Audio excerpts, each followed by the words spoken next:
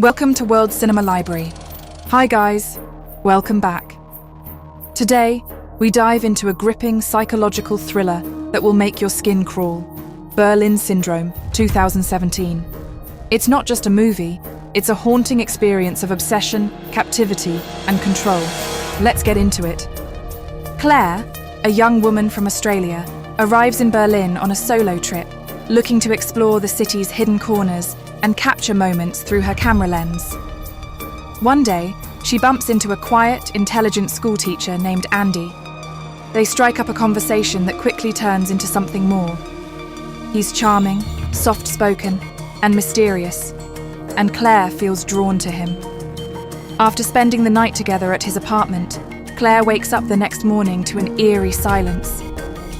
She tries to leave, but the door won't open. Her phone is missing. The windows are reinforced. Panic sets in. Andy has locked her inside. What seemed like a brief holiday romance becomes a horrifying trap. Andy isn't keeping her there by accident. He fully intends to hold her captive. What follows is a slow, psychological breakdown. Claire is isolated, monitored, and forced to adapt to this nightmare. Andy carries on with his normal life, teaching at school, acting innocent, while Claire tries everything to escape. The tension builds as we witness her struggle between fear, helplessness, and the will to survive. Berlin Syndrome doesn't rely on cheap scares. It builds dread slowly, making the viewer feel every second of Claire's captivity. Teresa Palmer delivers a powerful and deeply committed performance as Claire. She portrays the emotional transformation from an adventurous tourist to a trapped survivor with remarkable depth. Her expressions, from hope to terror, defiance to despair, make the audience feel every moment of her ordeal.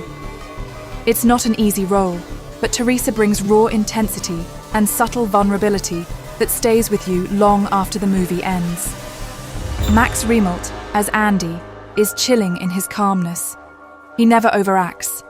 His soft-spoken, controlled manner makes him even more terrifying. The way he switches between charm and cruelty is disturbingly believable. Together, both actors create a psychological tension that feels intimate and horrifying. Their performances are the backbone of the film, carrying it with emotional weight and realism. The cinematography in Berlin Syndrome is quietly brilliant.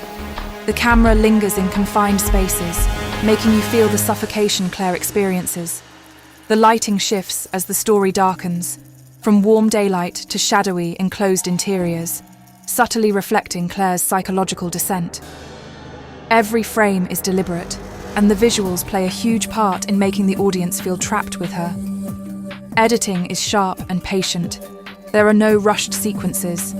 The slow pacing might feel uncomfortable, but that's intentional. It mirrors Claire's long, drawn-out entrapment. Moments of silence are used effectively, with pauses that build tension. You're not just watching the story, you're breathing in its stillness, waiting for something to break.